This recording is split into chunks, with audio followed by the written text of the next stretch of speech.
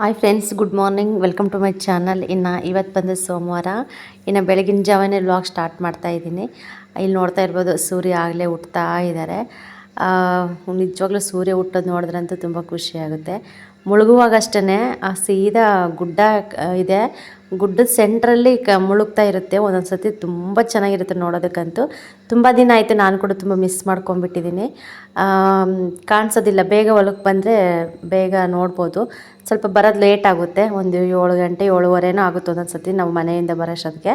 ನಮ್ಮ ಮನೆಯವ್ರು ಸ್ವಲ್ಪ ಲೇಟಾಗಿ ಬಂದು ಬರ್ತಾ ಇರ್ತಾರೆ, ಕತ್ಲಾಗ್ಬಿಟ್ಟಿರುತ್ತೆ ನಾವು ಬರೋಷ್ಟೊತ್ತಿಗೆ. ಅದಕ್ಕೆ ತುಂಬ ಮಿಸ್ ಮಾಡ್ಕೊತೀನಿ. ಮುಂಚೆ ಅಂತೂ ಬೇಗನೆ ಬಂದುಬಿಡ್ತಿದ್ವಿ. ಆವಾಗ ಚೆನ್ನಾಗಿ ಕಾಣಿಸ್ತಾ ಇತ್ತು ಸೂರ್ಯ ಮುಳುಗೋದಾಗಲಿ, ಮತ್ತು ಬೆಳಗ್ಗೆ ಸೂರ್ಯ ಹುಟ್ಟೋದು ಹೆಂಗೆ ನೋಡ್ತಾ ಇದ್ವಿ. ಮುಳುಗೋದು ಮಾತ್ರ ಅಪರೂಪನೇ. ನೋಡ್ಬೋದು ವೆದರ್ ಕೂಡ ಯಾವ ಥರ ಇದೆ ಅಂತೇಳ್ಬಿಟ್ಟು. ತುಂಬ ಚೆನ್ನಾಗಿದೆ ವಾತಾವರಣ ಕೂಡ, ತುಂಬ ಕೂಲಾಗಿದೆ. ನೈಟ್ ನಮ್ಮ ಮನೆಯವ್ರಿಗೆ ಯಾಕೋ ಗೊತ್ತಿಲ್ಲ, ಪಾಪ ಸ್ವಲ್ಪ ಆರೋಗ್ಯದಲ್ಲಿ ಏರುಪೇರು ಆಗಿಬಿಟ್ಟಿತ್ತು. ನಿದ್ದೆ ಮಾಡೋಷ್ಟೊತ್ತಿಗೆ 2 ಗಂಟೆ ಆಯಿತು. ನಾವು ಹೇಳ್ಬೇಕಂದ್ರೆ ನಾನು ಅಷ್ಟೇ, ನಮ್ಮ ಮನೆಯವರು ಅವ್ರು ಸುಮ್ಮನೆ ಹೊರಗಡೆನೇ ಇದ್ಬಿಟ್ರು, ಒಳಗೆ ಬಂದಿರಲಿಲ್ಲ. ವಾಮಿಂಟು ಅಂದರೆ ಸಿಕ್ಕಾಪಟ್ಟೆ ವಾಮಿಂಟ್ ಯಾಕೋನು. ಯಾವಾಗಾದ್ರೂ ಒಂದು ಟೈಮ್ ಅಪರೂಪಕ್ಕೆ ಈ ಥರ ನಾನ್ ವೆಜ್ ಊಟ ಇದ್ದಾಗ ಫ್ರೆಂಡ್ಸ್ ಎಲ್ಲ ಕರ್ಕೊಂಡು ಹೋಗ್ಬಿಡ್ತಾರೆ. ಚೆನ್ನಾಗಿ ಊಟ ಮಾಡ್ಕೊಂಬಂದುಬಿಡ್ತಾರೆ. ಕೆಲವ್ರಿಗೆ ಅದು ಡೈಜೆಷನ್ ಆಗುತ್ತೆ, ಕೆಲವ್ರಿಗೆ ಆಗೋದಿಲ್ಲ ಬೇಗ. ನಮ್ಮ ಮನೆಯವರು ಯಾವಾಗಲೂ ಲೈಟಾಗಿ ಊಟ ಮಾಡ್ತಾರೆ, ಜಾಸ್ತಿ ಊಟನೇ ಮಾಡಲ್ಲ ಅವರು. ಹಂಗಾಗಿ ಸ್ವಲ್ಪ ನಾನ್ ವೆಜ್ ಅಂತೇಳ್ಬಿಟ್ಟು ತಿಂದುಬಿಟ್ಟಿದ್ದಾರೆ. ಆದರೆ ಅದು ಏನೋ ಅಂದ್ಕೊಂಡು ತಿಂದಿರ, ಅದೇನೋ ಎಫೆಕ್ಟ್ ಆಗಿಬಿಡ್ತು. ನೈಟೆಲ್ಲ ಫುಲ್ ವಾಮಿಂಟು. ಅದೆಲ್ಲ ಹೊಟ್ಟೆಯೆಲ್ಲ ಕ್ಲಿಯರ್ ಆಗೋವರೆಗೂ ಕೂಡ ಅವ್ರಿಗೆ ಒಂಥರ ಸಮಾಧಾನನೇ ಆಗಿಲ್ಲ, ಅಷ್ಟು ವಾಮಿಂಟ್ ಆಯಿತು ಪಾಪ.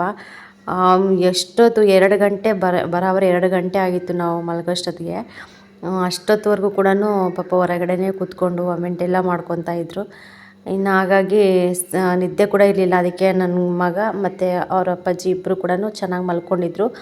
ಸರಿ ಬಿಡು ಮಲ್ಕೊಳ್ಳಿ, ಯಾಕೆ ಸುಮ್ಮನೆ ಎಬ್ಬರ್ಸೋದು ಅಂತ ಹೇಳ್ಬಿಟ್ಟು ಇನ್ನು ನನ್ನ ಪಾಡಿಗೆ ನಾನು ಈ ಕಡೆ ಬಂದುಬಿಟ್ಟಿದ್ದೆಲ್ಲ ಸ್ವಲ್ಪ ಕಸ ಗುಡಿಸ್ತಾ ಇದ್ದೀನಿ.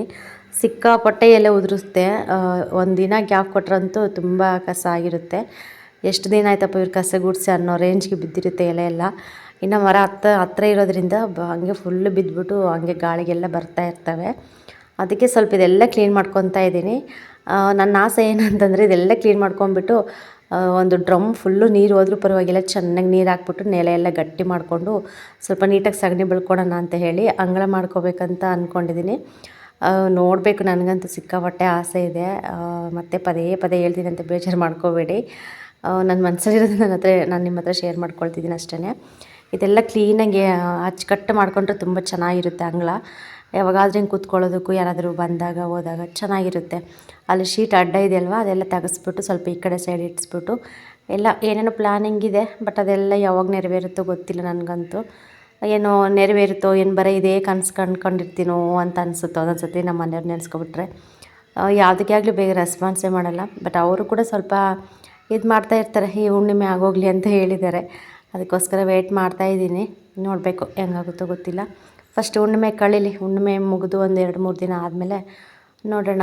ಇನ್ನು ಇವಾಗ ನಾಯಕನಹಟ್ಟಿ ಜಾತ್ರೆ, ಇನ್ನು ಒಳ್ಳೆ ದಿನ ಕೂಡ ಇದೆ. ಜಾತ್ರೆ ದಿನವೂ ನೋಡಬೇಕು. ಅಟ್ಲೀಸ್ಟ್ ಈ ಸತಿ ಅದ್ರ ಜಾತ್ರೆ ದಿನ ಆದರೂ ಹಾಲು ಉಗ್ಸೋಕ್ಕಾಗುತ್ತೋ ಇಲ್ಲ ಅಂತ ಕೂಡ ನಾನು ಅಂದ್ಕೊಂಡಿದ್ದೀನಿ. ಅವಾಗಾದರೂ ಟೈಮ್ ಸಿಕ್ಕರೆ ಬೇಗ ಹಾಲು ಉಗ್ಸ್ಬೇಕು. ಏನಾದರೂ ಒಂದು ಮಾಡಬೇಕು ಸೇರಿಕೊಂಡು, ಎಲ್ಲ ಬೇಗ ಅಚ್ಚುಕಟ್ಟು ಮಾಡಿಕೊಂಡು ಏನಾದರೂ ಮುಂದೆ ಹೆಜ್ಜೆ ಇಡಬೇಕಂತ ಅಂದ್ಕೊಂಡಿದ್ದೀವಿ. ಇನ್ನು ನನಗಿರೋದಂತೂ ಏನಾದರೂ ಕೆಲ್ಸಕ್ಕೆ ಹೋಗೋಣ ಅಂತ ಅಂದ್ಕೊಂಡ್ಬಿಟ್ಟಿದ್ದೀನಿ ನಾನು. ಇನ್ನು ಮನೆಯಲ್ಲಂತೂ ಇರೋದಕ್ಕಾಗೋದಿಲ್ಲ. ಇನ್ನು ಸಿಕ್ಕಾಪಟ್ಟೆ 4-5 ವರ್ಷ ಟೈಮು ವೇಸ್ಟ್ ಮಾಡಿಬಿಟ್ಟು ಸುಮ್ಮನೆ ಇದರಲ್ಲಿದ್ದೆ. ಇನ್ನು ನಮ್ಮ ಮನೆಯವ್ರನ್ನಂತೂ ತುಂಬ ನಾನು ಇದು ಮಾಡ್ಕೊಂಬಿಟ್ಟಿದ್ದೀನಿ ಪಾಪ. ಪ್ರತಿಯೊಂದಕ್ಕೂ ಕೂಡ ಇಬ್ರಿಗೂ ಕೂಡ, ನನಗೂ ನನ್ನ ಮಗನಿಗೂ ತುಂಬ ಚೆನ್ನಾಗಿ ನೋಡ್ಕೊಂಡಿದ್ದಾನೆ. ಏನಿಲ್ಲ ಅಂದರೂ ಕೂಡ ನಮಗೇನು ಇದು ಮಾಡಿಲ್ಲ. ಅಷ್ಟು ಖರ್ಚೆಲ್ಲ ಇಟ್ಟು ಅವ್ರಿಗಿಲ್ಲ ಅಂದರೂ ಕೂಡ ನಮಗೆ ಚೆನ್ನಾಗಿ ನೋಡ್ಕೊಂಡಿದ್ದಾನೆ.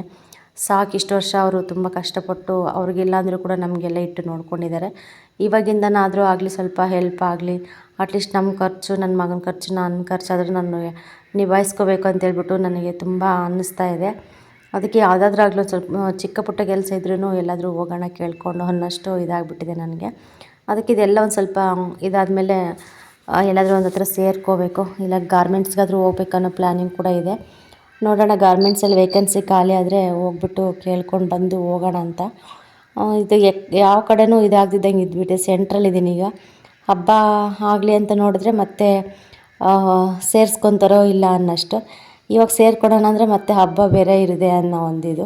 ಇನ್ನು ಇದೇನು ಕೂಡ ಸರಿಯಾಗಿ ಇದಾಗಿಲ್ಲ, ಹೆಂಗಪ್ಪ ಹೋಗೋದು ಬರೋದು ಅನ್ನೋದೊಂದು ಟೆನ್ಷನ್ನು. ಸಿಕ್ಕಾಪಟ್ಟೆ ತಲೆ ಕೆಟ್ಟೋಗ್ತಾಯಿದೆ ನನಗಂತೂ. ಈ ಹೆಂಗೋ ಸುಮ್ಮನೆ ನೆಮ್ಮದಿಯಾಗಿದ್ದಪ್ಪ, ಇದೆಲ್ಲ ಯಾರಿಗೆ ಬೇಕು ಅಂತಲೂ ಅನಿಸ್ಬಿಡುತ್ತೆ ಒಂದೊಂದು ಸತಿ ನನಗೆ. ಯಾರಿಗಾಗಲಿ ಹಂಗೆ 2-3 ಕನ್ಫ್ಯೂಷನ್ಸ್ ಹಿಂಗೆಲ್ಲ ಇದ್ಬಿಟ್ರಂತೂ ಎಂಥವ್ರಿಗೂ ತಲೆ ಕೆಟ್ಟೋಗುತ್ತೆ. ಅಂಥ ಇದರಲ್ಲೂ ಕೂಡ ನಾನು ಕೂಡ ಒಬ್ಬಳು. ಸದ್ಯಕ್ಕೆ ಇವಾಗ ನನ್ನ ತಲೆಯಲ್ಲಿ ಏನೇನೋ ಓಡ್ತಾ ಇದೆ. ಬಟ್ ಎಲ್ಲದಕ್ಕೂ ಇದಾಗಬೇಕಂದ್ರೆ ಸ್ವಲ್ಪ ಟೈಮ್ ಬೇಕಾಗುತ್ತೆ. ಇನ್ನು ಫೈನಲಿ ನೋಡ್ತಾ ಇರ್ಬೋದು ಎಷ್ಟು ಕಸ ಇತ್ತು ಅದೆಲ್ಲ ಗುಡಿಸ್ಬಿಟ್ಟು ನೀಟಾಗಿ ಇನ್ನು ಟೀ ಎಲ್ಲ ಮಾಡ್ಕೊಂಡು ಕುಡಿದು ಮತ್ತೆ ಎಲ್ಲ ತೊಳೆದಿಟ್ಟು ಹೋಗ್ತೀನಿ ಒಂದು ಸತಿ ಇಲ್ಲೇ. ಮತ್ತು ನೆಕ್ಸ್ಟ್ ಬೆಳಗ್ಗೆನೇ ತೊಗೊಂಡು ಮತ್ತೆ ಸ್ವಲ್ಪ ನೀರು ಹಾಕಿ ಚೆನ್ನಾಗಿ ತೊಳೆದು ಮತ್ತೆ ಟೀ ಮಾಡೋಕ್ಕೆ ತಗೊತೀನಿ. ಮತ್ತು ಯಾವಾಗಲೂ ಕೂಡ ಬರಲ್ಲಲ್ಲ, ಬೆಳಗ್ಗೆ ಹೋದರೆ ಮತ್ತು ಸಾಯಂಕಾಲನೇ ನಾವು ಬರೋದು. ಹಾಗಾಗಿ ಎಲ್ಲ ಕೂಡ ಕ್ಲೀನ್ ಮಾಡಿಟ್ಟು ಹೋಗ್ತೀನಿ. ಇನ್ನೊಂದು ವಿಷಯ, ಗಂಡ ಎಷ್ಟೇ ದುಡಿದ್ರು ಕೂಡ ಒಂದು ಹೆಣ್ಮಗಳು ಸಪೋರ್ಟ್ ಇದ್ರೇ ಚೆನ್ನಾಗಿ. ಅಟ್ಲೀಸ್ಟ್ ನಾವೊಂದು ಮನೆ ಮೇಂಟೆನೆನ್ಸ್ ಆದರೂ ನೋಡಿಕೊಂಡ್ರು ಕೂಡ ತೀರಾ ಗಂಡನ ದುಡ್ಡಲ್ಲಿ ಸ್ವಲ್ಪ ಸೇವಿಂಗ್ ಅನ್ನೋದು ಮಾಡ್ಕೋಬೇಕು. ನಿಜವಾಗ್ಲೂ ವಯಸ್ಸು ಆಗ್ತಾ ನಮಗೆ ಇನ್ನು ವಯಸ್ಸು ಬರೋದಿಲ್ಲ, ವಯಸ್ಸು ಹೋಗ್ತಾನೇ ಇರುತ್ತೆ. ಆವಾಗ ದುಡಿಯೋದಕ್ಕಂತೂ ಆಗೋದಿಲ್ಲ. ಏನಂದರೂ ಕೂಡ ಒಂದು 35-40 ವರ್ಷದ ಒಳಗಿಂದನೇ ನಾವು ಸ್ವಲ್ಪ ದುಡಿಯೋಕ್ಕೆ ಸ್ಟಾರ್ಟ್ ಮಾಡಿದ್ರೆ ತೀರಾ ಅತ್ಲಾಗೆ ಒಂದು 50 ವರ್ಷ, ಒಂದು 60 ವರ್ಷದವರೆಗೂ ಹೆಂಗೋ ಕಷ್ಟಪಟ್ಟು ಇದು ಮಾಡ್ಬೋದು. ಅಷ್ಟರಲ್ಲಿ ದೇವ್ರ ದಯದಿಂದ ಚೆನ್ನಾಗಿ ಒಂದಿದ್ರೆ ಏನು ಅನಿಸಲ್ಲ. ಇನ್ನು ಅವಾಗವಾಗ ಏನಾದರೂ ಪ್ರಾಬ್ಲಮ್ಸ್ ಅವು ಬಂದರೆ ಸ್ವಲ್ಪ ಕಷ್ಟ ಆಗುತ್ತೆ. ಹೆಣ್ಮಕ್ಳು ಎಷ್ಟೇ ಚೆನ್ನಾಗಿ ದುಡಿತೀವಿ, ಸ್ವಲ್ಪ ಚೆನ್ನಾಗಿ ವಯಸ್ಸಿದ್ದಂಗೆ ದುಡ್ಕೋಬೇಕಂದ್ರೂ ಕೂಡ ಆಗೋದಿಲ್ಲ ಹೆಣ್ಮಕ್ಳಿಗೆ. ಅಂದರೆ ದುಡಿತಾ ಇರ್ತಾರೆ ಅಂದ್ಕೊಳ್ಳಿ. ಬಟ್ ಸದ್ಯಕ್ಕೆ ನಮಗಂತೂ ಆಗಲಿಲ್ಲ. ಅದಕ್ಕೆ ಇನ್ನೇನು 35 ವರ್ಷ ದಾಟ್ತಾ 32-33 ವರ್ಷ ದಾಟ್ತಾ ಬಂತು. ಇನ್ನು ಸುಮ್ಮನೆ ಹಿಂಗೆ ಟೈಮ್ ವೇಸ್ಟ್ ಮಾಡಿದ್ರೆ ಸುಮ್ಮನೆ ಕಾಲ ಕಳಿತೀವಿ. ಏನಾದರೂ ಒಂದು ಮಾಡೋಣ ಅಂತ ಹೇಳ್ಬಿಟ್ಟು ತುಂಬ ಆಸೆ. ನಾವು ಫೈನಲಿ ಅಲ್ಲೆಲ್ಲ ಮುಗಿಸ್ಕೊಂಬಿಟ್ಟು ಇನ್ನು ಮನೆಗೆ ಬಂದ್ವಿ. ಇನ್ನು ಪವಿತ್ರ ಬಂದುಬಿಟ್ಟು ಪಾಪ ಸಾಂಬಾರು ಮಾಡಿಟ್ಟು ಮಕ್ಕಳಿಗೆ ಸ್ನಾನ ಮಾಡಿಸ್ತಾಯಿದ್ಲು. ಇವತ್ತು ಸೋಮವಾರ ಅಂತ ಹೇಳಿ ಇವತ್ತಿಷ್ಟಕ್ಕೂ ಅಂಗನವಾಡಿ ಇರಲಿಲ್ಲ, ಇವತ್ತು ರಜೆ ಇತ್ತು. ಏನೋ ಸ್ಟ್ರೈಕ್ ಇದೆ ಅಂತ ಹೇಳ್ಬಿಟ್ಟು ಇನ್ನು ರಜೆ ಕೊಟ್ಟಿದ್ರು ಇವತ್ತು.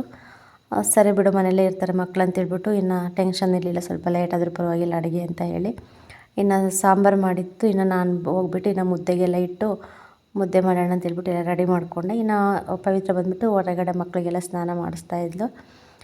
ಹಿಂಗಿರುತ್ತೆ, ನಾನು ಹೋಗೋಷ್ಟೊತ್ತಿಗೆ ಸ್ವಲ್ಪ 3/4% ಕೆಲಸ ಎಲ್ಲ ಮುಗಿಸಿರ್ತಾಳೆ. ಮತ್ತು ನಾನು ಹೋದ್ಮೇಲೆ ಸ್ವಲ್ಪ ಚಿಕ್ಕ ಪುಟ್ಟ ಕೆಲಸ ಇರುತ್ತೆ, ಅಷ್ಟೊಂದೇನು ಕೆಲಸ ಇರೋದಿಲ್ಲ ಜಾಸ್ತಿ. ಇನ್ನು ಮಕ್ಕಳು ನೋಡ್ಕೊಳ್ಳೋದೇ ಒಂದು ಇದಾಗುತ್ತೆ. ಇನ್ನು ನೆನ್ನೆ ಭಾನುವಾರ ಇತ್ತು, ಇವತ್ತು ಸೋಮವಾರ, ಇವತ್ತು ಕೂಡ ರಜಾ. 2 ದಿನ ನಮಗೆ ಸುಮ್ಮನೆ ತಲೆಯೆಲ್ಲೂ ಮೆಂಟ್ಲಾಗ್ಬಿಟ್ಟಿದ್ದೀವಿ ಹುಡುಗರ ಹತ್ರ. ಸುಮ್ಮನಂತೂ ಇರೋದಿಲ್ಲ, ಏನಾದರೂ ಒಂದು ತೀಟ್ಲೆ ಮಾಡ್ತಾನೇ ಇರ್ತಾರೆ. ಇನ್ನು ಫೈನಲಿ ಕಲ್ಯಾಣಿಗೆ ಸ್ನಾನ ಮಾಡಿಸಿ ಊಟ ಮಾಡ್ಕೊಂಡು ನಾವು ಊಟ ಮಾಡ್ಕೊಂಡು ರೆಡಿಯಾಗಿ ದಿಂಡವರಕ್ಕೆ ಬಂದ್ವಿ. ಇವತ್ತು ಬಂದುಬಿಟ್ಟು ನಮ್ಮ ಅತ್ತೆ ಊರಿಂದ ಬರ್ತಾಯಿದ್ದಾರೆ. ನಮ್ಮ ಅತ್ತೆ ನಾವು ಬಂದು ತಿರುಗಿ ದಿನ ಅವರು ಹೋಗಿರೋರು, ಮತ್ತು ಇವತ್ತಿನವರೆಗೂ ಬಂದಿಲ್ಲ. ತುಂಬ ದಿನ ಆಯಿತು, ಒಂದು 15-20 ದಿನ ಹತ್ತತ್ರ ಆಯಿತು ನಮ್ಮ ಅತ್ತೆ ಊರಿಗೆ ಹೋಗಿ. ಹಾಗಾಗಿ ಇವತ್ತು ಫೈನಲಿ ಬರ್ತಾಯಿದ್ದಾರೆ. ಇನ್ನು ಫೋನ್ ಮಾಡಿದರು, ಸ್ವಲ್ಪ ಲಗೇಜ್ ಎಲ್ಲ ಜಾಸ್ತಿ ಇದೆ, ಬಾರಮ್ಮ ಹೋಗೋಣ ಜೊತೆಗೆ ಅಂತ ಹೇಳಿದ್ರು. ಸರಿ ಬಿಡಿ ಅಂತೇಳ್ಬಿಟ್ಟು ಇನ್ನು ಲೇಟ್ ಆಗಿತ್ತು ನಮ್ಮ ಅತ್ತೆ ಅಂದರೆ ಅವರು ಹೇಳೋ ಅಷ್ಟೊತ್ತಿಗೆ ತುಂಬ ಲೇಟ್ ಆಗಿತ್ತು. ಇನ್ನು ಬಸ್ಸೆಲ್ಲ ಕೂಡ ಹೊರಟೋಗಿದ್ವು. ಟೈಮ್ ಪ್ರಕಾರ ಇರೋದೇ ಒಂದು 2-3 ಬಸ್ ಇದ್ದಾವೆ, ಅವೆಲ್ಲ ಹೋಗಿದ್ವು. ಸರಿ ಬಿಡು ಅಂತೇಳ್ಬಿಟ್ಟು ಆಟೋಕ್ಕಾದರೂ ಹೋಗೋಣ ಅಂತೇಳ್ಬಿಟ್ಟು ಇನ್ನು ದಿಂಡವರಕ್ಕೆ ಬಂದ್ವಿ. ದಿಂಡವರಕ್ಕೆ ಬಂದುಬಿಟ್ಟು ಇನ್ನು ಅಲ್ಲಿ ಕೂಡ ಎಷ್ಟೊತ್ತಾದರೂ ವೇಟ್ ಮಾಡ್ತೀವಿ. ಇನ್ನು ಫೈನಲಿ ಆಟೋ ಸಿಕ್ತು. ಇನ್ನು ಹತ್ಕೊಂಡು ಸೀದಾ ಹಿರಿಯೂರಿಗೆ ಬಂದೆ. ಹಿರಿಯೂರಿಗೆ ಬಂದ ತಕ್ಷಣ ಇನ್ನು ಅತ್ತೆ ಬಂದಿರಲಿಲ್ಲ. ಇನ್ನು ಅಷ್ಟರಲ್ಲಿ ಅಲ್ಲೊಂದು ಬಿಗ್ ಬಜಾರ್ ಇತ್ತು, ಹೋಗೋಣ ಸ್ವಲ್ಪ ಏನಾದರೂ ಮನೆಗೆ ಬೇಕಾಗಿರೋ ಐಟಮ್ ತೊಗೊಂಬರೋಣ, ಏನಾದರೂ ಇಷ್ಟ ಆಗುತ್ತೇನೋ ಅಂತ ಹೇಳ್ಬಿಟ್ಟು ಇನ್ನು ಹೋಗ್ತಾಯಿದ್ದೀನಿ. ನೋಡೋದಕ್ಕೆ ಮಾತ್ರ ತುಂಬ ಚೆನ್ನಾಗಿದ್ದಾವೆ, ಚಿಕ್ಕ ಇದ್ರೂ ಕೂಡ ಸ್ವಲ್ಪ ಸಖತ್ತು ರೇಟ್ ಇತ್ತು. ಅಯ್ಯೋ ಹೆಂಗೆ ಮಾಡೋದು, ತೊಗೊಳೋದೇ ಬೇಡ ಅನ್ನೋಷ್ಟು ಕನ್ಫ್ಯೂಸ್ ಆಗ್ತಾಯಿತ್ತು. ಒಂದಕ್ಕೊಂದಂತೂ ಕಣ್ಣು ಕುಗ್ತಾಯಿದ್ವು. ಇದೆಲ್ಲ ಅಡುಗೆ ಮನೇಲಿ ಇಟ್ಕೊಳ್ಳೋದೆಲ್ಲ ಕೂಡ. ಇನ್ನು ಮಕ್ಕಳ ಬಟ್ಟೆ ಆಗಿರ್ಬೋದು, ದೊಡ್ಡವ್ರ ಬಟ್ಟೆ, ಸ್ಯಾರಿ, ಡ್ರೆಸ್ಸು, ಟಾಪು ಎಲ್ಲ ಪ್ರತಿಯೊಂದು ಐಟಮು ಕೂಡ ಸೇಲಲ್ಲೆಲ್ಲ ಚೆನ್ನಾಗಿದ್ದು. ಆದರೆ ಸ್ವಲ್ಪ ಕಾಸ್ಟ್ಲಿ ಜಾಸ್ತಿ ಆಯ್ತು ಅನಿಸ್ತು. ಕ್ವಾಲಿಟಿ ಕೂಡ ತುಂಬ ಚೆನ್ನಾಗಿತ್ತು, ಪರವಾಗಿರಲಿಲ್ಲ, ಏನು ತೀರ ಅಷ್ಟೊಂದೇನು ಇದಿರಲಿಲ್ಲ. ನನಗೆ ಬೇಕಾಗಿರೋದು ಈ ಥರ ಅಡುಗೆ ಮನೆಗೆ ಬೇಕಾಗಿರೋ ಐಟಮ್ ಎಲ್ಲ ನೋಡ್ತಾ ಇದ್ದೆ. ಚಿಕ್ಕದಕ್ಕೆ 180, 170, 160 ಆ ಥರ ಎಲ್ಲ ಕೂಡ. ಆದರೆ ಆಗಲೇ ಬರೆದ್ಬಿಟ್ಟಿರ್ತಾರೆ, ನಾವು ಹೇಳೋದೇ ಕೇಳೋದೇ ನಾವು ಬೇಕಿಲ್ಲ, ಅದರಲ್ಲಿ ನೋಡಿಬಿಟ್ಟು ನಾವು ಇಷ್ಟ ಆದರೆ ತೊಗೋಬೋದು, ಇಲ್ಲಾಂದರೆ ಅಲ್ಲೇ ಇಟ್ಟು ಬರ್ಬೋದು, ಆ ಥರ ಕೂಡ ಇತ್ತು. ಒಟ್ಟು ನಾನು ಒಬ್ಬಳೇನೆ ಆಲ್ರೌಂಡ್ ಎಲ್ಲ ಕೂಡ ನೀಟಾಗಿ ಅದೆಲ್ಲ ಕೂಡ ನೋಡಿಕೊಂಡು ಇನ್ನು ಅತ್ತೆ ಬರೋವರೆಗೂ ಅಲ್ಲೇ ಒಂದು ಸ್ವಲ್ಪ ಹೊತ್ತು ಎಲ್ಲ ನೋಡ್ಕೊಂಬಂದೆ. ಅನ್ನಿಸ್ತು ಏನೋ ತೊಗೊಳೋಣ ಅಂತ ಅಂದ್ಕೊಂಡೆ. ಒಂದು ವೆನಿಟಿ ಬ್ಯಾಗ್ ಕೂಡ ಬೇಕಾಗಿತ್ತು, ಮತ್ತು ಒಂದು ಟಿಫನ್ ಬಾಕ್ಸ್ ಅವೆಲ್ಲ ಬೇಕಾಗಿದ್ದು ನನಗೆ, ಇಂಪಾರ್ಟೆಂಟ್ ಏನೇನು ಬೇಕವು ಅದು ತೊಗೊಳೋಣ ಅಂತಂದರೆ ಇನ್ನು ಅಷ್ಟರಲ್ಲಿ ನಮ್ಮ ಅತ್ತೆ ಕೂಡ ಫೋನ್ ಮಾಡಿಬಿಟ್ರು. ಇನ್ನು ಹತ್ತತ್ರ ಇದ್ದೀನಮ್ಮ, ಬೈಪಾಸ್ ಹತ್ರ ಇದ್ದೀನಿ, ಇನ್ನೇನು ಬಸ್ ಬರುತ್ತೆ, ಗೌರ್ಮೆಂಟು ಬಸ್ಸು, ಬಸ್ ಸ್ಟ್ಯಾಂಡ್ ಹತ್ರ ಇರು ಅಂತ ಹೇಳಿದರು. ಸರಿ ಬಿಡು ಅಂತ ಹೇಳ್ಬಿಟ್ಟು ಇನ್ನು ಫಾಸ್ಟಾಗಿ ನೋಡಿಕೊಂಡು ಇನ್ನು ಹೋಗೋಣ ಅಂತ ಹೇಳ್ಬಿಟ್ಟು ಎಲ್ಲ ನೋಡ್ಕೊತಾ ಇದ್ದೀನಿ. ಚಿಕ್ಕ ಮಕ್ಕಳದು ಚಪ್ಪಲಿ ಆಗಲಿ, ಶೂಸ್ ಆಗಲಿ ತುಂಬ ಚೆನ್ನಾಗಿದ್ವಪ್ಪ. ವಾಟರ್ ಬಾಟ್ಲ್ ನೋಡ್ಬೋದು ಎಷ್ಟೊಂದಿದೆ ಅಂತ ಹೇಳ್ಬಿಟ್ಟು, ಇವೆಲ್ಲ ನೋಡಲಿಲ್ಲ, ಸುಮ್ಮನೆ ನೋಡಿದೆ. ಇನ್ನು ಫೈನಲಿ ಹೊರಗಡೆ ಬಂದುಬಿಟ್ಟೆ ನಾನು. ಇನ್ನು ಬಂದುಬಿಟ್ಟು ಸ್ವಲ್ಪ ದಾರ ಬೇಕಾಗಿತ್ತು ಗುಂಡನಿಗೆ. ಅದು ಮೂರು ಟೈಪು ದಾರ ಬರುತ್ತಲ್ಲ ಮಕ್ಕಳಿಗೆ ತಾಯ್ತ ಕಟ್ಟೋ ದಾರ, ಅದು ಬೇಕಾಗಿತ್ತು, ಇಂಪಾರ್ಟೆಂಟು, ಮೇನ್ ಅದೇ ತೊಗೊಬೇಕಿತ್ತು. ಇನ್ನು ಹೊರಗಡೆ ಬಂದುಬಿಟ್ಟು ಇನ್ನು ಒಂದು ಉಂಡೆ ತೊಗೊಂಡೆ. ಒಂದು ಉಂಡೆ ಬಂದುಬಿಟ್ಟು 30 ರೂಪಾಯಿ, ಇರಲಿ ಇರುತ್ತೆ ಯಾವಾಗಾದರೂ ಮನೆಯಲ್ಲಿ ಅಂತ ಹೇಳ್ಬಿಟ್ಟು ಒಂದು ಉಂಡೆ ತೊಗೊಂಡ್ಬಿಟ್ಟು ಇನ್ನು ಸೀದಾ ಬಸ್ ಸ್ಟ್ಯಾಂಡಿಗೆ ಬಂದೆ.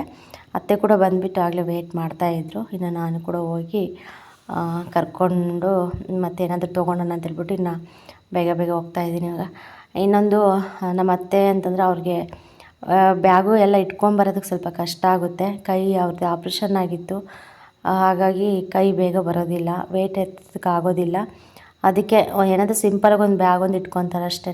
ಇನ್ನು ಬೇರೆ ಬೇರೆ ದೊಡ್ಡದು ಏನು ಇಟ್ಕೋಬೇಕಂದ್ರೆ ಸ್ವಲ್ಪ ಕಷ್ಟ. ಇನ್ನು ಊರಿಂದ ಬರಬೇಕಾದ್ರೆ ಕೂಡ ಸ್ವಲ್ಪ ಬಟ್ಟೆ ಅದೆಲ್ಲ ಕೂಡ ತೊಗೊಂಬಂದಿದ್ರು. ಅತ್ತೆ ಅಪರೂಪಕ್ಕೆ ಹೋಗ್ತಾರೆ, ಅವ್ರು ಜಾಸ್ತಿ ಎಲ್ಲೂ ಹೋಗೋದಿಲ್ಲ ಅಲ್ವಾ, ಅಲ್ಲಿ ಬಿಡೋದಿಲ್ಲ. ಮತ್ತು ಹೊಸ ಹೊಸ ಸೀರೆ ಕೂಡ ಕೊಡಿಸ್ತಿರ್ತಾರೆ, ಅವ್ರ ಅಣ್ಣರಾಗಲಿ ಅವ್ರ ಅಕ್ಕರಾಗಲಿ ಎಲ್ಲರೂ ಕೂಡ. ಸ್ಯಾರಿ, ಬಟ್ಟೆ, ಇವ್ರು ತೊಗೊಂಡೋಗಿರೋ ಬಟ್ಟೆ ಅವೆಲ್ಲ ತೊಗೊಂಬರೋಷ್ಟೊತ್ತಿಗೆ ಸುಸ್ತಾಗುತ್ತೆ ಅವ್ರಿಗೆ. ಅದಕ್ಕೆ ಇನ್ನು ಸೀದಾ ಗೌರ್ಮೆಂಟ್ ಬಸ್ ಸ್ಟ್ಯಾಂಡ್ಗೆ ಹೋಗ್ಬಿಟ್ಟು ಅತ್ತೆನ ಕರ್ಕೊಂಡು ಇನ್ನು ಫಸ್ಟ್ ತರಕಾರಿಗೆ ಹೋದ್ವಿ. ತರಕಾರಿ ಎಲ್ಲ ತೊಗೊಂಬರೋಣ ಅಂತ ಹೇಳಿ ನಾವು ತರಕಾರಿ ಮಂಡಿಗೆ ಹೋದ್ವಿ. ಹೋಗಿ ಟೊಮೊಟೊ ಎಲ್ಲ ಕೂಡ, ಟೊಮೊಟೊ, ಆಲೂಗೆಡ್ಡೆ, ಕ್ಯಾರೆಟು, ಬೀನ್ಸು, ಹಸಿರು ಮೆಣಸಿನ್ಕಾಯಿ ಅವೆಲ್ಲ ತೊಗೊಂಡ್ವಿ. ಏನೇನು ಐಟಮ್ ಬೇಕೆಲ್ಲ ತೊಗೊಂಡ್ವಿ. ಇನ್ನು ಟೊಮೊಟೊ ಬಂದು ತುಂಬ ಚೆನ್ನಾಗಿತ್ತು, ಅದಕ್ಕೆ ಒಂದು ಸ್ವಲ್ಪ ದಿನ ಬಾಳಿಕೆ ಬರಲಿ ಅಂತ ಹೇಳ್ಬಿಟ್ಟು ಸ್ವಲ್ಪ ಗಟ್ಟಿ ಆಗಿರೋವೇ ಆರಿಸ್ತಾ ಇದ್ದೀವಿ. ಯಾಕೆಂದರೆ ಫುಲ್ ಹಣ್ಣು ತೊಗೊಂಬಿಟ್ರಂತೂ 1-2 ದಿನ ಬರೋದಿಲ್ಲ, ಹಣ್ಣು ಆಗ್ತಾನೇ ಇರ್ತವೆ ಬೇಗ. ಅದಕ್ಕೆ ಸ್ವಲ್ಪ ದ್ವಾರಗಾಯಿ ಅಂಥವು ಸ್ವಲ್ಪ ಕಾಯಿ ಐಟಮ್ ತೊಗೊಂಡ್ರೆ 1-2 ದಿನ ಬಾಳಿಕೆ ಬರ್ತವೆ ಅಂತ ಹೇಳ್ಬಿಟ್ಟು ಇನ್ನು ನಾನು ಅತ್ತೆ ಆರಿಸ್ತಾ ಇದ್ದೀವಿ. ಇವು ಬಂದುಬಿಟ್ಟು ಕೆಜಿ 10 ರೂಪಾಯಿ ಇವಾಗ. ಇನ್ನು 10 ರೂಪಾಯಿ ಎಲ್ಲ ಸ್ವಲ್ಪ ಕಮ್ಮಿ ಆಗಿದೆ, ಸ್ವಲ್ಪ ಏನು ಜಾಸ್ತಿನೇ ಕಮ್ಮಿ ಆಗಿದೆ ಟೊಮೊಟೊ ರೇಟು. ಮುಂಚೆ ಎಲ್ಲ ಎಷ್ಟು ರೇಟ್ ಇರ್ತಾಯಿತ್ತು, ಸದ್ಯ 10 ರೂಪಾಯಿ ಆಗಿದೆ ಇವಾಗ. ಇನ್ನು ತೊಗೊಂಬಿಟ್ಟು ಒಂದು 3 ಕೆ ಜಿ ಅಷ್ಟು ತೊಗೊಂಡ್ವಿ ಟೊಮೊಟೊ ನಾವು. ಇನ್ನು ತೊಗೊಂಡು ಅತ್ತೆ ಎಲ್ಲ ನೀಟಾಗಿ ಆರಿಸ್ತಾ ಇದ್ದಾರೆ. ಸಖತ್ತು ರಶ್ ಇರುತ್ತೆ ಮಂಡಿ ಹತ್ರ. ನಾವು ಹೇಳ್ಬೇಕಂದ್ರೆ ಇಂಥ ಹತ್ರನೇ ಬಂದು ತರಕಾರಿ ತೊಗೊಳ್ಳೋದು ಬೆಸ್ಟ್ ಅಂತ ಹೇಳ್ಬೋದು. ಕೂತ್ಕೊಂಡೆಲ್ಲ ಮಾರ್ತಾ ಇರ್ತಾರಲ್ವ, ಅಲ್ಲಿಗೂ ಇಲ್ಲಿಗೂ ಕಂಪೇರ್ ಮಾಡಿದ್ರೆ ಪರವಾಗಿಲ್ಲ. ಇಲ್ಲೇ ಸ್ವಲ್ಪ ರೇಟು ಒಂದು 5 ರೂಪಾಯಿ ಹಾಗೆ ಸ್ವಲ್ಪ ಕಡಿಮೆ ಇರುತ್ತೆ, ಆರಾಮಾಗಿ ತೊಗೊಂಡು ಮಾರ್ಬೋದು. ಇನ್ನು ಊರಲ್ಲಿ ಮಾರ್ಕೊಬರ್ತಾರಲ್ವ, ಅವ್ರು 10 ರೂಪಾಯಿ ಜಾಸ್ತಿ ಇಟ್ಟಿರ್ತಾರೆ. ಯಾಕಂದರೆ ಪೆಟ್ರೋಲು ಖರ್ಚು, ಓಡಾಡೋ ಖರ್ಚು ಎಲ್ಲ ಕೂಡ ಸೇರಿಸಿ ಇಟ್ಟಿರ್ತಾರೆ. ಬಟ್ ನಾವು ಇಲ್ಲಿಗೆ ಬಂದು ತೊಗೊಂಡಾಗ ನಮಗೆ ಸ್ವಲ್ಪ ಕರೆಕ್ಟಾಗಿ ರೇಟು ಇದಾಗುತ್ತೆ. ಇನ್ನು ತರಕಾರಿ ಎಲ್ಲ ತೊಗೊಂಡ್ಬಿಟ್ಟು ಹಣ್ಣೆಲ್ಲ ತೊಗೊಂಡು ಇನ್ನು ಸೀದಾ ಬೇಕ್ರಿಗೆ ಬಂದ್ವಿ. ಮಕ್ಕಳಿದಾರಲ್ವ, ಮಕ್ಕಳಿದ್ರಂತೂ ಇನ್ನು ಅಪರೂಪನೇ ನಾವೆಲ್ಲ ಕೊಡಿಸೋದು ಹುಡುಗರಿಗೆ.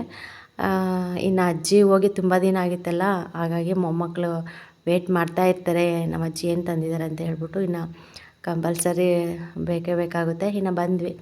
ಇನ್ನು ಬ್ರೆಡ್ಡು, ಬಿಸ್ಕೆಟು ಮತ್ತು ಒಂದು ಸ್ವಲ್ಪ ಚಕ್ಲಿ, ಖಾರ ಅವೆಲ್ಲ ತೊಗೊಂಡ್ವಿ ಏನೇನು ಬೇಕಂತ ಹೇಳಿ. ನಮ್ಮ ಯೋಷಿತ್ ಅಂತೂ ಜಾಸ್ತಿ ಇಷ್ಟಪಟ್ಟು ತಿನ್ನೋದು ಸ್ವೀಟ್ ಐಟಮ್ ಏನು ತಿನ್ನೋದೇ ಇಲ್ಲ ಅವಳು. ಏನಿದ್ರು ಕೂಡ ಗಟ್ಟಿ ಐಟಮ್, ಏನಾದ್ರು ಖಾರ, ನಿಪ್ಪಟ್ಟು, ಚಕ್ಲಿ ಅಂತ ಮಾತ್ರ ಚೆನ್ನಾಗಿ ತಿಂತಾಳೆ ಅಷ್ಟೇ. ಈ ಬಿಸ್ಕೆಟು, ಬ್ರೆಡ್ಡು ಅವು ಇವು ಏನು ಕೂಡ ಮುಟ್ಟೋದೇ ಇಲ್ಲ ಅವಳು. ಹಾಗೆ ಇನ್ನು ಫೈನಲಿ ಎಲ್ಲ ಕೂಡ ತೊಗೊಂಡ್ಬಿಟ್ಟು ಇನ್ನು ಆಟೋದಲ್ಲಿ ಕೂತ್ಕೊಂಡ್ವಿ. ಬಸ್ಸಿನ ವ್ಯವಸ್ಥೆ ಅಂತೂ ಇಲ್ಲ, ಟೈಮ್ ಸರಿಗೆ ಬಸ್ ಇಲ್ಲ ಹೇಳ್ಬೇಕಂದ್ರೆ. ಇನ್ನು ಎಲ್ಲ ಕೂಡ ತೊಗೊಂಡು ಆಟೋದಲ್ಲಿ ಕೂತ್ಕೊಂಡಿದ್ದೀವಿ ನಾನು ಅತ್ತೆ. ಹೋಗೋಣ ಅಂತ ಹೇಳ್ಬಿಟ್ಟು ಆಟೋ ಅಷ್ಟೇ, ಅವ್ರ ಸೀಟ್ ಆಗೋವರೆಗೂ ಎಷ್ಟೊತ್ತಾದರೂ ಕೂಡ ಬಿಡಲಿಲ್ಲ ಆಟೋ. ಇನ್ನು ಸುಮ್ಮನೆ ಕೂತ್ಕೊಬಿಟ್ಟಿದ್ವಿ. ನಮ್ಮ ಅತ್ತೆ ಏನಾದರೂ ತಿನ್ನಮ್ಮ, ಇಲ್ಲ ಕಬ್ಬಿನಲ್ಲಾದರೂ ಕುಡಿಯಮ್ಮ ಅಂತ ಕೇಳ್ತಾನೆ ಇದ್ರು. ಬೇಡ ಬಿಡತ್ತೆ, ನಾನು ಹೊಟ್ಟೆ ತುಂಬ ಊಟ ಮಾಡ್ಕೊಬಂದಿದ್ದೀನಿ, ಬೆಳಗ್ಗೆ ಬಿಸಿ ಮುದ್ದೆ ತಿನ್ಕೊಬಂದಿದ್ದೀನಿ, ನನಗೆ ಹೊಟ್ಟೆ ಹಶ್ವಾಗಿಲ್ಲ ಅಂತ ಹೇಳ್ತಾ ಇದ್ದೆ. ಇನ್ನು ಅಷ್ಟರಲ್ಲಿ ಒಂದು ಮೆರವಣಿಗೆ ಬಂತು. ಇವರು ಆರ್ಮಿಯವರು ಅನಿಸುತ್ತೆ, ಪೊಲೀಸು ಎಲ್ಲ ತುಂಬ ಜನ ಇದ್ದರು, ಆರ್ಮಿ ಆಫೀಸರ್ಸ್ ಅನಿಸುತ್ತೆ ಇವರು. ಇನ್ನು ಮುಂದ್ಗಡೆ ಡಿಜೆಲೆಲ್ಲ ಸಾಂಗ್ ಹಾಕ್ಕೊಂಬಿಟ್ಟು, ವಂದೇ ಮಾತರಂ ಸಾಂಗ್ ಅವೆಲ್ಲ ಹಾಕ್ಕೊಂಬಿಟ್ಟು ಇನ್ನು ಈ ಥರ ಮೆರವಣಿಗೆ ಹೋಗ್ತಾಯಿದ್ರು. ಅದೇನು ನೀಟಾಗಿ ನನಗೆ ಕಂಪ್ಲೀಟಾಗಿ ಇನ್ಫಾರ್ಮೇಷನ್ ಗೊತ್ತಾಗಲಿಲ್ಲ. ಇನ್ನು ಯಾರೂ ಅಲ್ಲಿ ಏನು ನೀಟಾಗಿ ಹೇಳೋರು ಇರಲಿಲ್ಲ. ಒಟ್ಟು ಎಲ್ಲ ಕೂಡ ಆರ್ಮಿಯವರೇ ಅನಿಸುತ್ತೆ ಇದು. ಇನ್ನು ಮೆರವಣಿಗೆ ಮಾಡಿಕೊಂಡು ಹೂವು ಎಲ್ಲ ಹಾಕ್ಕೊಂಡು ಪಟಾಕಿ ಎಲ್ಲ ಇಟ್ಕೊಂಡು ಇನ್ನು ಮೆರವಣಿಗೆ ಮಾಡ್ಕೊಂಡು ಹೋಗ್ತಾಯಿದ್ರು. ಆ ಸರ್ ಅಷ್ಟೇ ಎಲ್ರಿಗೂ ಕೂಡ ಕೈ ಮುಗಿದು ಮತ್ತು ಈ ಥರ ಎಲ್ಲ ಹಾಯ್ ಎಲ್ಲ ಮಾಡಿಕೊಂಡು ಹೋಗ್ತಾಯಿದ್ರು. ಆವಾಗ ಅರ್ಥ ಆಯಿತು. ಇನ್ನು ಒಂದೇ ಮಾತ್ರ ಅದೆಲ್ಲ ಸಾಂಗ್ ಕೂಡ ಹಾಕಿದ್ರಲ್ವ, ಇನ್ನು ಆರ್ಮಿಯವ್ರ ಡ್ರೆಸ್ ಕೂಡ ಹಾಕಿದ್ರಲ್ವ, ಏನೋ ವಿಶೇಷವಾಗಿರೋದು ಇವತ್ತು ದಿನ ಇದೆ, ಅದಕ್ಕೆ ಇವರು ಬಂದಿದ್ದಾರೆ ಅಂತ ಅಂದ್ಕೊಂಡ್ವಿ. ಇನ್ನು ಫೈನಲಿ ಮನೆಗೆ ಬಂದ್ವಿ.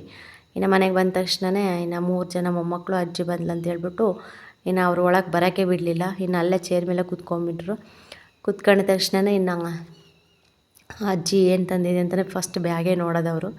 ನಾನು ಆಗಲೇ ತೊಗೊಂಬಂದಿರೋದೆಲ್ಲ ಒಳಗಡೆ ಇಟ್ಟಿದ್ದೆ, ಹಣ್ಣು ಮತ್ತು ಬೇಕ್ರಿ ಐಟಮ್ ಎಲ್ಲ ಕೂಡ ತೊಗೊಂಬಂದಿದ್ದಲ್ವ, ತರಕಾರಿ ಅದೆಲ್ಲ ಮನೆಗೆ ಇಟ್ಟಿದ್ದು, ಒಳಗಡೆ ಹೋಗಿ ಇಟ್ಟಿದ್ದೆ. 2 ಬ್ಯಾಗ್ ಇತ್ತು ಫುಲ್ಲೂ. ಇನ್ನು ಅತ್ತೆ ಬಂದುಬಿಟ್ಟು ಇವಾಗ ಕೂತ್ಕೊಂಡಿದ್ದಾರೆ. ನಮ್ಮ ಧನವಂತೂ ಇವತ್ತು ಎಷ್ಟು ಕ್ಯೂಟಾಗಿ ಕಾಣಿಸ್ತಿದ್ದೆ ಗೊತ್ತಾ ಫ್ರೆಂಡ್ಸ್. ನಾನು ಸರಿಯಾಗಿ ಅವ್ನು ಫೋಕಸ್ ಮಾಡಿ ವೀಡಿಯೋ ಮಾಡಲಿಲ್ಲ. ಅವ್ರ ಅಮ್ಮ ಇವತ್ತು ಸರಿಯಾಗಿ ತುರುಬ್ಸುತ್ಬಿಟ್ಟು ಕ್ಲಿಪ್ ಹಾಕ್ಬಿಟ್ಟಿದ್ಲು. ನಿಜವಾಗ್ಲೂ ನೋಡ್ತಾಯಿದ್ರೆ ಎಷ್ಟು ಚೆನ್ನಾಗಿ ಕಾಣಿಸ್ತಾ ಇದ್ದೆ ಗೊತ್ತಾ. ಹೆಣ್ಣು ಮಗು ಥರನೇ ಕಾಣಿಸ್ತಾ ಇದ್ದೆ, ಸೇಮ್ ಆ ಥರ ಇದ್ದ. ಇನ್ನು ಬಂದ ತಕ್ಷಣವೇ ನಾನು ಕೂಡ ಡ್ರೆಸ್ ಚೇಂಜ್ ಮಾಡಿಬಿಟ್ಟು ಸುಸ್ತಾಗ್ಬಿಟ್ಟಿತ್ತು, ಬಿಸಿಲೆಲ್ಲ ಸುತ್ತಬಿಟ್ಟು ರಶ್ಶು ಅಂದರೆ ರಶ್ಶು ಸಿಕ್ಕಾಪಟ್ಟೆ. ಬಂದುಬಿಟ್ಟು ಇನ್ನು ಅತ್ತೆ ಮಾವನಿಗೂ ಕೂಡ ಸ್ವಲ್ಪ ಟೀ ಮಾಡಿಕೊಟ್ಬಿಟ್ಟು ಇನ್ನು ನಾನು ಕೂಡ ಟೀ ಕುಡಿತಾ ಇದ್ದೀನಿ. ಇನ್ನು ಟೀ ಇಲ್ಲಾಂದರೆ ನಮಗೆ ದಿನವೇ ಕಳೆಯಲ್ಲ. ಇನ್ನು ಅವ್ರಿಗೂ ಕೂಡ ಬೇಕು, ಇನ್ನು ನನಗೂ ಬೇಕು. ಹೆಂಗೆ ಅವ್ರಿಗೆ ಮಾಡ್ತೀನಲ್ವ, ಇನ್ನು ನಾನು ಕುಡಿತೀನಿ. ಓಕೆ ಫ್ರೆಂಡ್ಸ್, ಸಿಗೋಣ ನೆಕ್ಸ್ಟ್ ವ್ಲಾಗಲ್ಲಿ. ಈ ವ್ಲಾಗ್ ನೋಡಿ ಸಪೋರ್ಟ್ ಮಾಡಿ.